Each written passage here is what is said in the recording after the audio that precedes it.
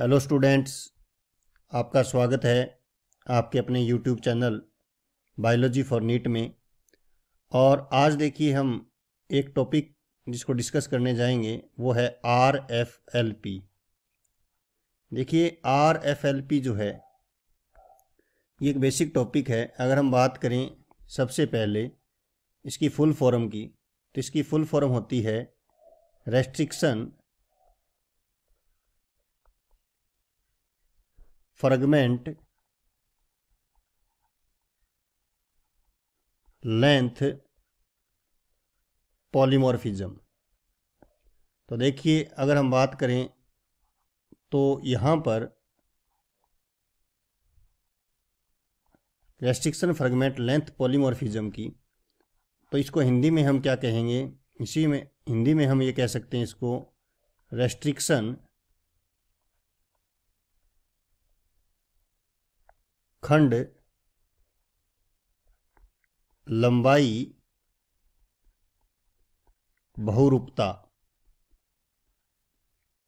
तो देखिए अब बात करते हैं RFLP की।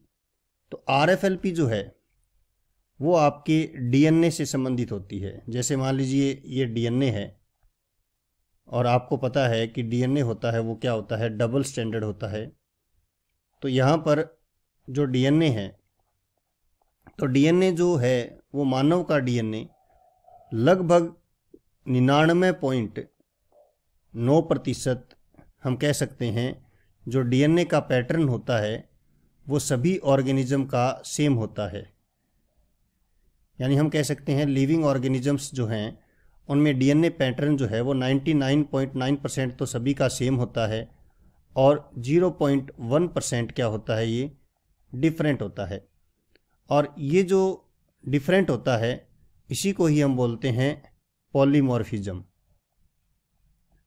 पॉलीमॉर्फिज्म का मतलब जैसे मेरा DNA और आपका DNA है, इसमें 0.1% डिफरेंस है और उसी को ही हम कहते हैं बहुरूपता। यानी जितने भी लिविंग ऑर्गेनिजम्स जो हैं उनमें सभी के DNA में जो ये 0.1% का जो डिफरेंस है, उसी वजह से सबका DNA अलग अलग होता है।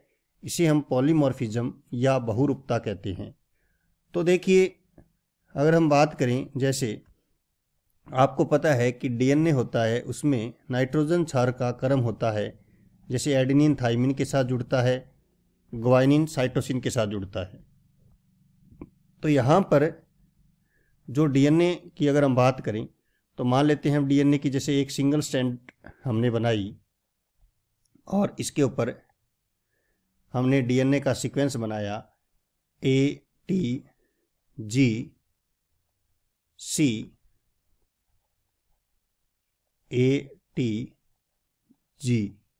अब यहाँ पर देखिए जैसे ये कोई एक DNA का कोई एक सिंगल स्टैंडर्ड ली है हमने, यानी हमने एक ही खंड लिया है। उसी प्रकार हम दूसरा DNA की एक श्रृंखला लेते हैं। तो देखिए जैसे मान लीजिए यहाँ पर A है, T है, G है, यहाँ पर मान लीजिए A है, यहाँ पर A है, यहाँ पर T है और यहाँ पर G है। अब देखिए ये मान लीजिए आपका DNA है जो मैंने नीले कलर में दिखा रखा है और ये मेरा DNA है जो मैंने ग्रीन कलर में दिखा रखा है। अब यहाँ पर देखिए अगर हम पैटर्न की बात करें तो इस DNA की श्रृंखला में आप देखिए पूरा पैटर्न सेम है, लेकिन फ़र्क कहाँ पर है, एक न्यूक्लियोटाइड में फ़र्क है। यानी A और C, यहाँ पर एक न्यूक्लियोटाइड में फ़र्क है। इसे हम कहते हैं SNP। SNP का तात्पर्य है कि सिंगल न्यूक्लियोटाइड पॉलीमॉर्फिज्म। अब देखिए सिंगल न्यूक्लियोटाइड पॉलीमॉर्फिज्म का मतलब हो गया कि यहाँ पर जो इस DNA स्ट्रैंड्स और इस DNA स्ट्रैंड्स के अंदर सिर्फ एक नाइट्रोजन बेस के सीक्वेंस में डिफरेंस है, इसलिए हम इसे क्या कह रहे हैं, सिंगल न्यूक्लियोटाइड पॉलीमॉर्फिज्म। तो वैसे हम कह सकते हैं पॉलीमॉर्फिज्म जो है वो एक नाइट्रोजन बेस पे भी हो सकती है और थाउजेंड्स ऑफ नाइट्रोजन बेस पे भी हो सकती है। तो आपने देखा restriction fragment length polymorphism means जो DNA का सेगमेंट है उसके जो फ्रेगमेंट्स हैं उसके अंदर जो सीक्वेंस है उसका नाइट्रोजन बेस का वो अलग अलग होता है, वो पॉलीमॉर्फिज्म है उसको रिप्रेजेंट करता है।